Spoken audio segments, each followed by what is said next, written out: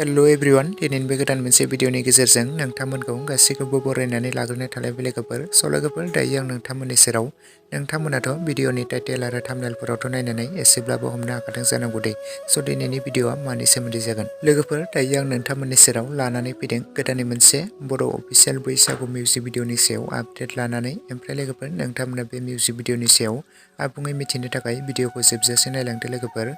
लोगोफोर बे music भिडिअनि title आरो थाम्बनेलनि मुङानो जादों पारफेक्ट डार्लिं ओमफ्राय लोगोफोर बे मिउजिक भिडिअआवनो जों गाहायै फाव खालामनायखौ नुनो मोनगोन बर'नि बयजोंबो सिनायजाखानाय फावखुंग्रि बिथां फुजि बसुमतारी बिथां आरो बर'नि बयजोंबो सिनायजाखानाय फावखुंगुर बिथां सिमां चैनारी बिथां आरो बे मिउजिक भिडिअनिनो मेथाइखौ रोजाबदों बर'नि मुंदांखा मेथाइ रोजाबगिरि नयन बरगयारी बिथां आरो बिथांजों लोगोसे काराबि कसारी लिरिक्स टुनखौबो होदों बिथां नयन बरगयारी बिथाङानो लोगोफोर बे मिउजिक भिडिअआ जोंहा रिलिज जानानै थांबाय लेहेर फिल्म प्रडाक्शन इउटुब चेनेलनि आन्डाराव जोंहा दाखालिनो रिलिज जानानै थांबाय लोगोफोर नोंथांमोना जुदि दासिमाव सोरबाफोर बे पारफेक्ट डार्लिं अफिसियेल बर' बैसागु मिउजिक भिडिअखौ नायालासिनो थादोंब्ला बयबो लेहेर फिल्म प्रडाक्शन चेनेलाव बयबो थांनानै नायहैब्लानो जाबाय लोगोफोर आरो सोर सोर नोंथांमोना बे मिउजिक भिडिअखौ बैसागुनि थाखाय स्पेसियेल बैसागु मिउजिक भिडिअ